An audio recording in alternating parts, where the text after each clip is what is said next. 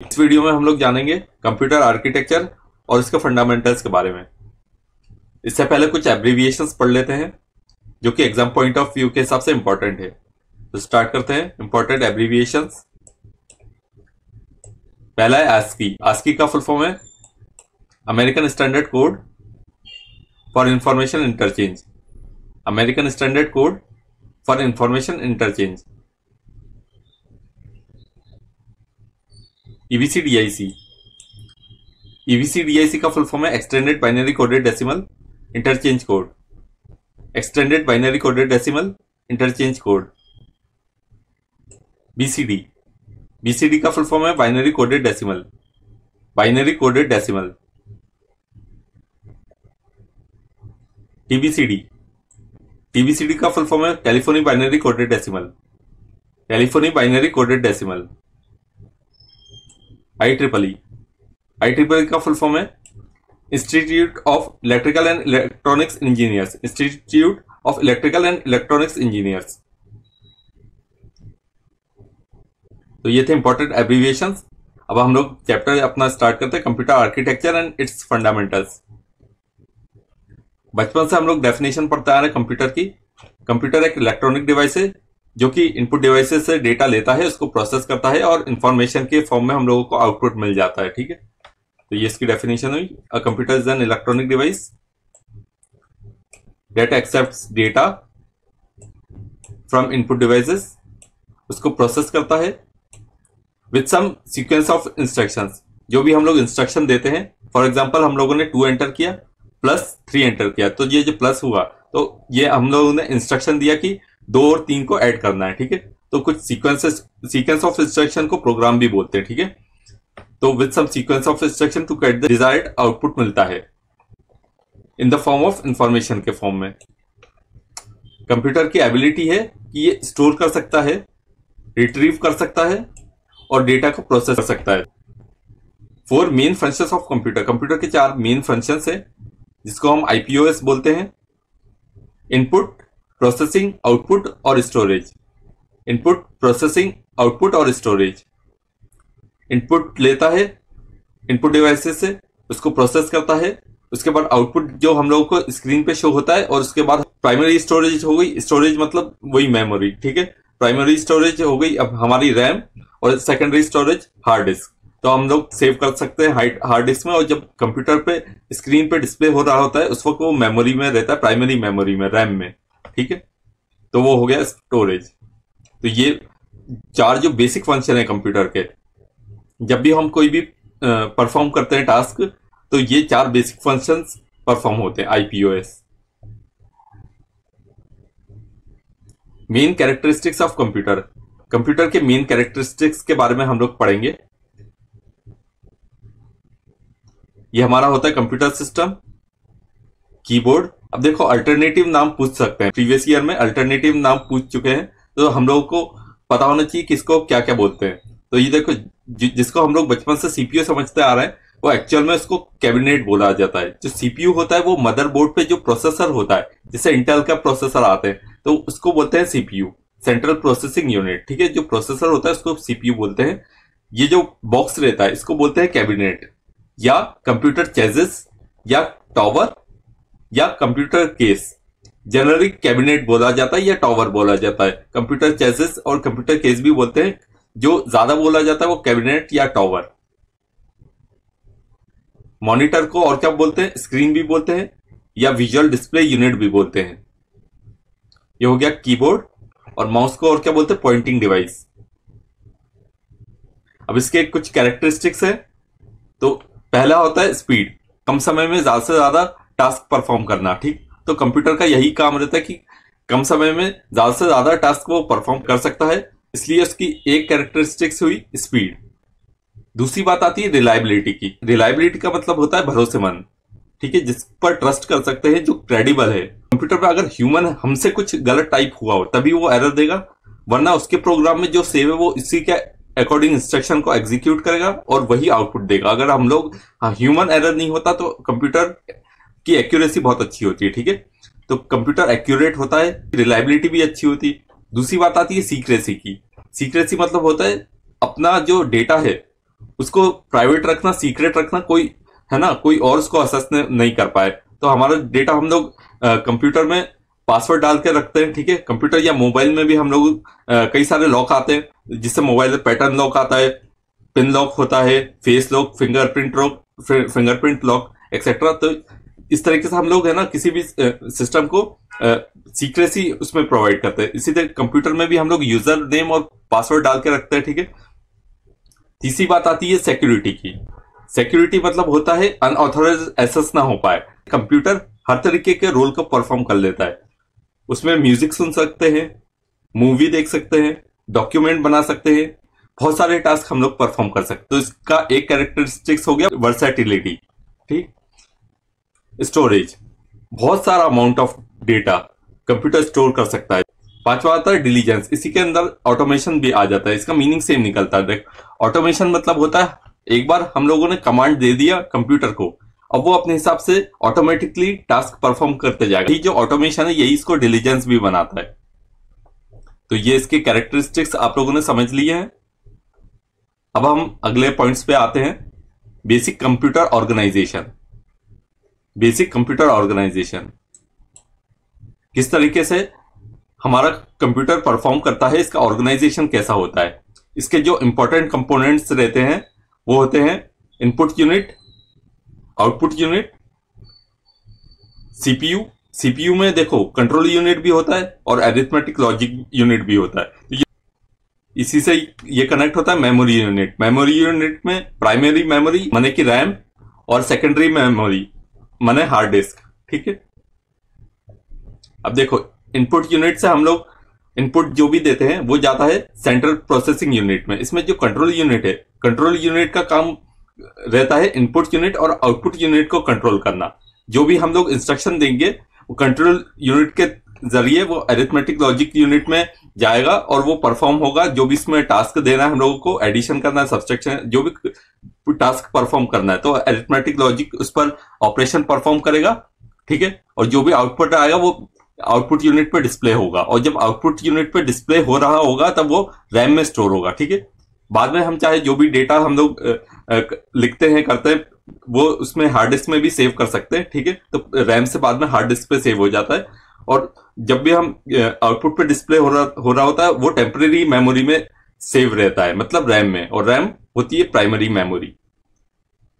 तो ये इसका ऑर्गेनाइजेशन, जो बेसिक ऑर्गेनाइजेशन रहता है कंप्यूटर का, जो आप लोगों को पता होना चाहिए, वो इस तरीके का रहता है। स्कूल में भी आप लोगों ने पढ़ा होगा। अब आते हैं टाइप्स ऑफ कंप्यूटर पे। टाइप्स ऑफ कंप्यूटर, कंप्यूटर की जो टाइप्स है वो अलग अलग प्रकार के रहते हैं, अलग अलग कैटेगरी में डिवाइड है। तो साइज पे बेस्ड पढ़ते हैं पहले, बेस्ड ऑन साइज। साइज पे आधारित कौन कौन से कंप्यूटर होते हैं। साइज पे आधारित है पहला micro computer.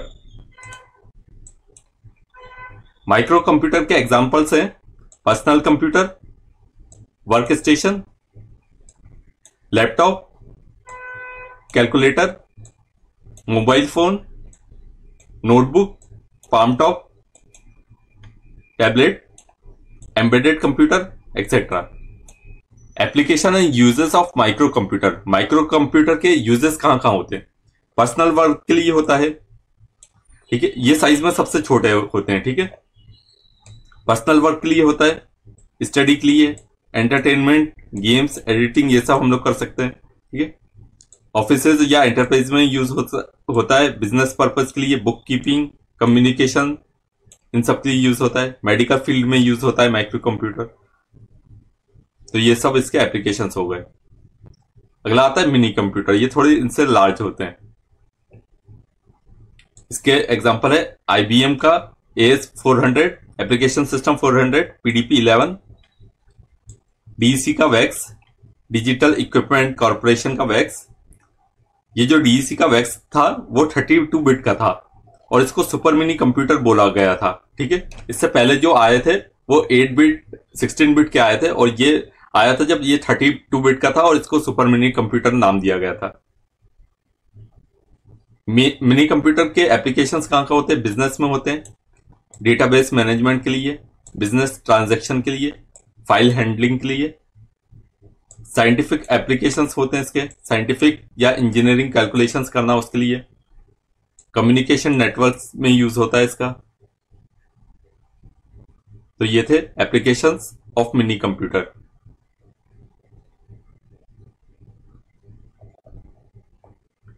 Main frame computer, ये काफी लार्ज कंप्यूटर होते हैं, इसको बिग आयरन भी बोला जाता है मेन फ्रेम कंप्यूटर को। मेन फ्रेम कंप्यूटर का एग्जांपल क्या हो गए? आईबीएम की जेड सीरीज आई थी, जेड नाम से बहुत सारे आए थे कंप्यूटर, वो सब मेन फ्रेम कंप्यूटर थे। यूनिवा की 1100 सीरीज, जिसमें 1107, 1108, 1106 और 1110, ये सब इसके एग्जांपल है।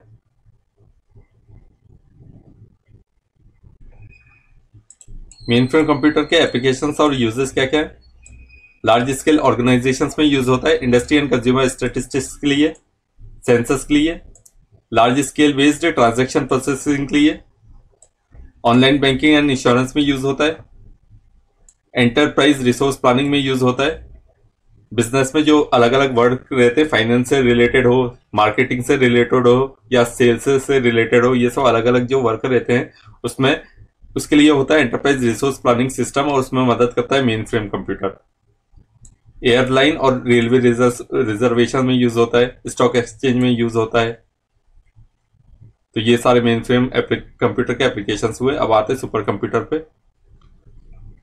सुपर कंप्यूटर में जो ऑपरेशन है वो मेजर किए जाते हैं फ्लोटिंग पॉइंट ऑपरेशन पर सेकंड के हिसाब से।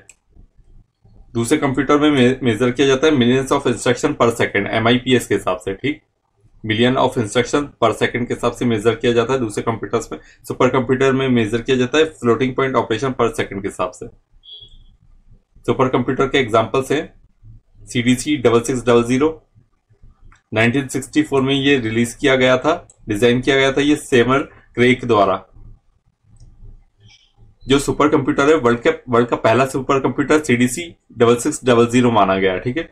और भी सारे क्लेम किए गए थे, लेकिन जब फर्स्ट सक्सेसफुल सुपर कंप्यूटर माना जाता है वो सीडीसी 6600 माना जाता है। आपके एग्जाम पॉइंट ऑफ व्यू के हिसाब से भी जो आंसर रहेगा, जो एमसीक्यूज में भी आप लोग करते हो, सीडीसी 6600।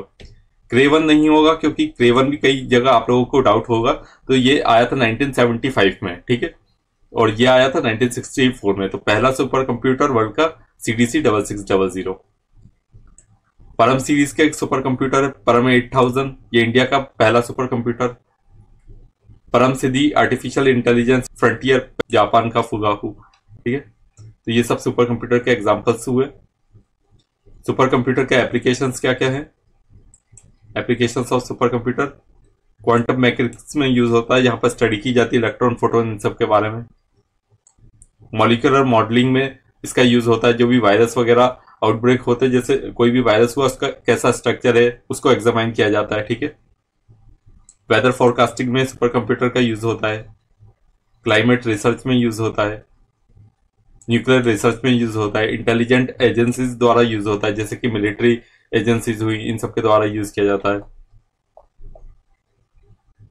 बेस्ड ऑन सिस्टम, अब अलग अलग सिस्टम पे बेस्ड कंप्यूटर का कैसा सिस्टम है, उसका कैसा वर्क है, उस पे बेस्ड भी डिवाइडेड है, ठीक है।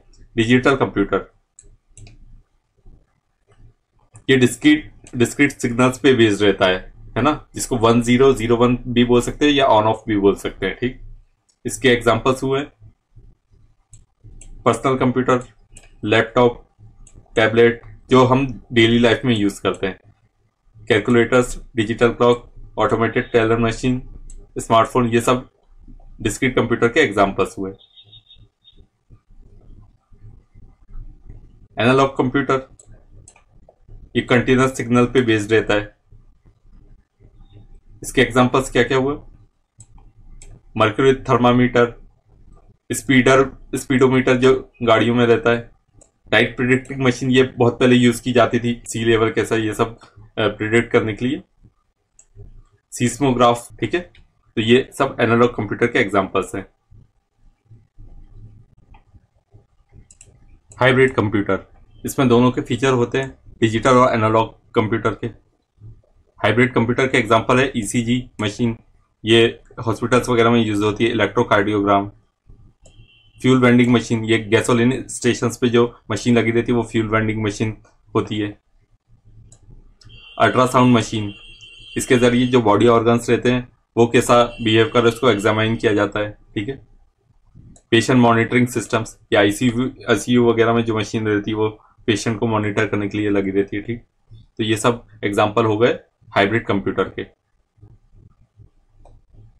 बेस्ड ऑन पर्पस, अब कंप्यूटर का कैसा पर्पस है उस पर बेस्ड भी कंप्यूटर के टाइप्स है। जनरल पर्पस कंप्यूटर, ये डिफरेंट टास्क परफॉर्म करते हैं, जैसे पर्सनल कंप्यूटर, यही जो हम लोग डेली लाइफ में यूज करते हैं, लैपटॉप, नोटबुक, टैबलेट वगैरह ये सब। स्पेशल पर्पस कंप्यूटर क्या होते हैं, जो कि स्पेसिफिक टास्क परफॉर्म करते हैं, ठीक है। वॉशिंग मशीन हुआ, camera, microwave, air traffic control में जो यूज होते हैं, जो हम लोगों ने पढ़ा था एम्बेडेड कंप्यूटर, एम्बेडेड डिवाइस है ना, कंप्यूटर का ही एक इंटीग्रल पार्ट होता है ये, जो एक स्पेसिफिक टास्क परफॉर्म करता है। ये सब जैसे वॉशिंग मशीन में इसका यूज होता है, कैमरे में, microwave, air traffic control, robots वगैरह एक्सेट्रा, तो ये सब होते हैं स्पेशल पर्पस कंप्यूटर खिलाफ। तो आज का ये हमारा लेक्चर था जिसमें हम लोगों ने पढ़ा कंप्यूटर आर्किटेक्चर और फंडामेंटल्स के बारे में।